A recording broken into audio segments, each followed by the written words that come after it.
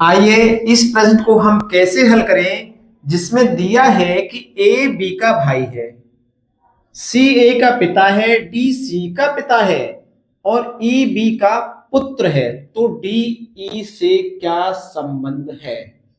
पोता, परपोता, परदादा या दादा? तो देखो, सबसे पहले हम यहां ये देखेंगे कि ए और बी में क्या संबंध है। ए और बी दोनों भाई हैं, तो यहां ए पॉइंट लिखिए और यहां आप बी पॉइंट लिखिए। मतलब कि ए और बी दोनों भाई हैं। अब इसके बाद आता है सी। सी ए का पिता है, मतलब सी क्या है? पिता है। किसका? ए का पिता है। तो मान लीजिए सी यहां है, ये सी यहां है और ये सी कौन है? ये पिता है। किसका? ये पिता है ए का। क्लियर बात होगी? यहां ए का पिता है सी। अब इसके बाद अगर हम आगे की तरफ चलें तो उसमें क्या कहा गया है? उसमें बोला गया है डी सी का पिता है, यानी कि सी का भी पिता कौन है? डी है। चलो यहां डी बना दिया जाए।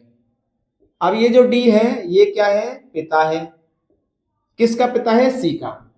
तो थोड़ा हम यहां फोकस करें तो ए का पिता सी है, सी का पिता डी है, तो सीधी बात है डी का पुत्र सी होगा और सी का पुत्र ए होगा। तो डी और ए में क्या संबंध हुआ?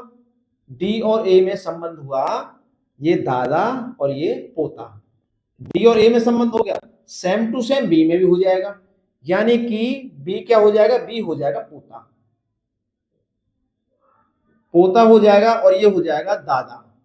किसका दादा हुआ? बी का दादा हुआ। लेकिन अभी और हमें आगे जाना है। कहां? ई बी का पुत्र है।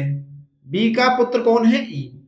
अगर हम यहां आगे की तरफ जाएं और ये बना दें ई, तो ये क्या है? ये पुत्र है। किसका? ये बी का पुत्र है।